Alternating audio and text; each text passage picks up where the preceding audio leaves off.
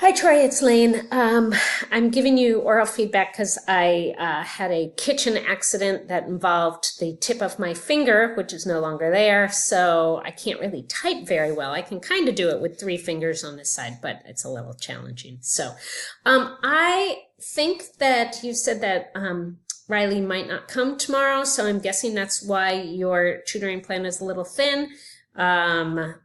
Because you're not sure if he's going to be there. But you did have a fluency passage just in case. I would just be prepared. Vocabulary.com, what are you planning on doing with that? So again, I know that tomorrow you're not thinking he'll be with you, but maybe for future tutoring times, if you could kind of like flesh that out, that would be great. That News ELA article looks really interesting. I'm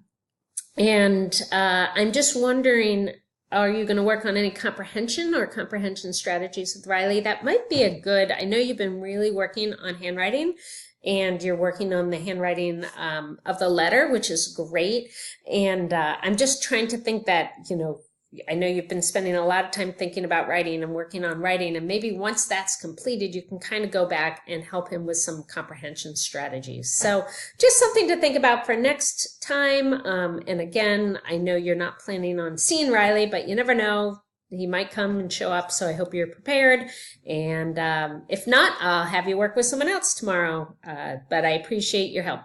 All right.